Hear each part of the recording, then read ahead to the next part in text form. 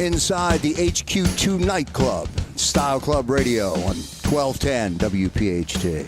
All right, welcome back, everybody. I wanted to go ahead and remind all of you fabulous listeners and viewers that you can find us on social media at Style Club Radio, both on Instagram, Facebook, and YouTube.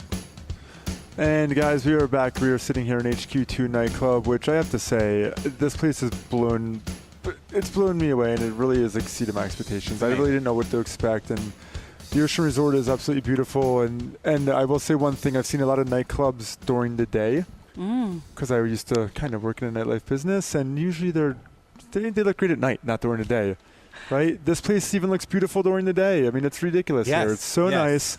So and we also have the director of nightlife and day life, which we're going to talk about, Manny Ferreros, who's with us. Manny, this place is amazing, as I'm sure you know. You get to see it all the time. It's amazing what a little Windex and a fresh coat of paint does. Right? It really works. Really works, that Windex. Yeah. So we're going to say Miracle. Welcome to the show. Thank you for having us here. I mean, this place is gorgeous. Thank you. I know I don't dance like I used to, but I will come down here this summer and partake in some of the activities here. You guys have a great lineup. There's so much we want to talk to you about. I think for our listeners, there's one thing that we've kind of repeated now during every show, and it's we love to talk to people that inspire the audience. So, I mean, whatever you do, you have a story to tell, and it's clearly a success story. And I think all the different backgrounds of people that just have these success stories are really interesting. And you clearly have longevity in this industry, and you're now at, by far, and I can say this with 100% conviction, the sickest nightclub in the tri-state area. How did you get here? Where did you start from? I mean, tell us about yourself. Well, thank you for the compliment, and thank you for having me on the show and giving us an opportunity to kind of discuss the things we're going to discuss. Actually, I'm an immigrant. I came to the U.S. when I was 12. I was born and raised in Spain. My dad always wanted to be a musician. He was born during the Spanish Civil War, so very poor, and he could never pursue his dreams. So, within 3 months of me arriving in the U.S., we lived in Boston. He bought me a saxophone, and I just started playing the saxophone, and then continued on to the drums. And I always had a passion for music. When I went to my first teen club event, and I saw a DJ, I was intrigued. I wanted to know what's going on here, because I never experienced it. And when I saw the turntable, I looked at it as an instrument. So obviously within a month I went out, I bought turntables, and I just, that's how it started. And when I felt that I could not embarrass myself, about a year after, I bought my first set of turntables, I went to the smallest bar I could find, and I introduced myself, and hey, I'm just a new DJ starting out, and I got a gig as a DJ playing an off night, like a college night on a Thursday. And I pursued it. I really liked I guess what intrigued me the most was the ability with music, to be able to affect people. Music is very powerful. I think we can all attest. Sometimes you hear a song that brings you back to whatever childhood memory. Could be good, could be bad, could be a breakup, could be a great time with your friends. Yep. And I just liked that as a DJ, I had that control. I could program music, and I attested my DJ, and it was almost like reading a book. With each page, you're going somewhere. So with each record I would play, I was trying to tell a story. Yeah. Very different time in the music industry. The culture was different, but and I got, I guess, lucky. I was able to do something that I was very passionate about, and I grew, and I got some great opportunities to DJ the best clubs in Boston, and I had great residencies, which then allowed me to travel. I went into it 100%, fully embraced the culture. So I had a record store, a recording studio, a DJ school, and I was DJing. Yep. Wow. But that's what I did. It's just I was 100% embedded into the culture. And, over the years, you kind of, as you mature and you grow, you say, okay, what's the next step? What's the next challenge? And after having done all of that, I wanted to go into it maybe on the ownership side and be able to kind of take all those years of experience, behind the DJ booth, booking talent, marketing, promoting. I've done everything from standing on a street corner, passing out flyers for an event, to DJing. So understanding all of that, the next piece was managing.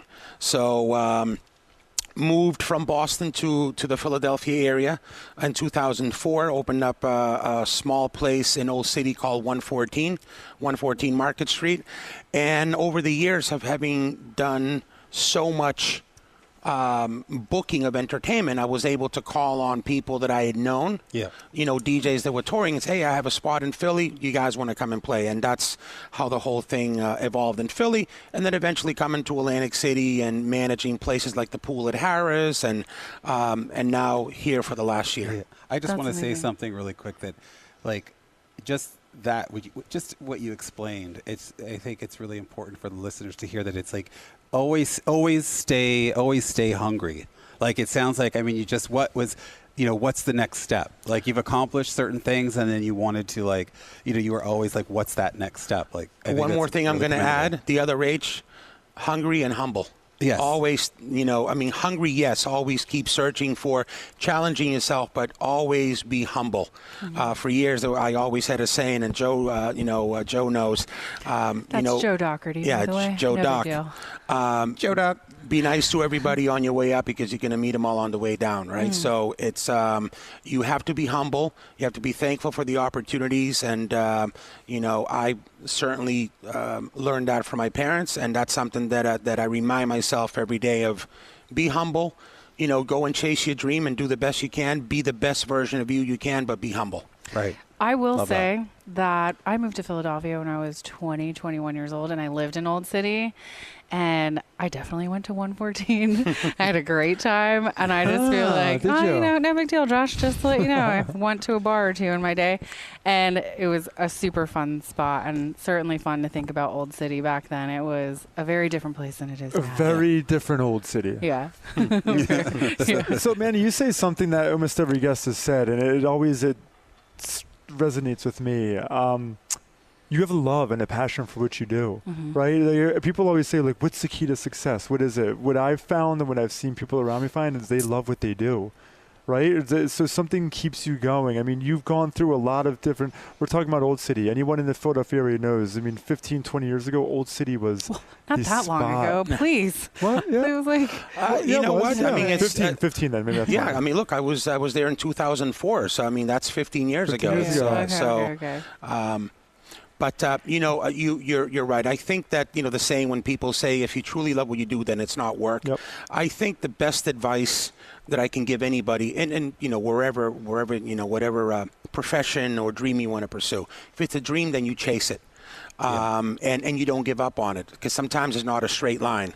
It's just that if you believe in what you're doing, then you may have to zigzag, bob and weave, however you want to interpret it. But never lose sight of what's important to you when you're passionate about. I believe that, and different people will interpret success in different ways, right? It's different for everybody. Right. For me, it's about entertaining and providing people with an experience. That's what I've always liked. As a DJ, was manipulating the music to create a mood. As an operator, was to, what can I do to create some sort of experience for the guests that have a choice. Yeah. They have a choice. They don't have to come to HQ. If they don't like what's going on here, they walk 200 yards down the street and there's another venue. So, But then they come back here. well, look, the thing is that I we can get into it a little bit later, but for me, I never worried about what anybody else was doing. I worry about, what we're doing. What is it that we're doing? How can we do it better? And it doesn't matter what anybody else is doing. It's about what you're doing and your interpretation and your representation, and being your best self. And I think if you do that, then I think that things just fall into place. Yeah. When you're worried about what somebody else is doing, then you're taking your eye off of what you need to be doing. That's great advice. I will- Michelle, I really oh, sorry, go ahead. No, I was just going to say that's great advice, because I think it works in multiple industries, not, just the Well, nightlife, day life. Yeah, I was going to say, when you operate from a place of integrity, it's like you're not chasing someone else's thing. You're not trying to steal what their shine is. You're creating your own shine. Exactly. And with the vision that you have, and you're, like you just said, operating from a place where you're worried about what you're doing and what you're able to present, like that's success. Like that really is in any career. Yeah, I was gonna say last night we were like looking at Confucius quotes, Oh yeah. and wasn't like there a quote so similar to that? Yeah. No, Yeah, like if you're worrying about the opinions of others, then you're imprisoned by them. Right? Confucius say. So wise. So There's a reason they say Confucius say. Yeah. But it's great, and we have a lot more to talk to Manny about. As you said, we're in HQ2 nightclub in the Ocean. This place is amazing. I know where I'm getting my next bottle service, and we will be back to learn a lot more from Manny in a few seconds. We roll along here on Talk Radio 1210 WPHT and take you into the night as we look ahead to Memorial Day weekend. The world-famous Beach Club opens for the very first weekend here at the Ocean Casino Resort. Back in a moment.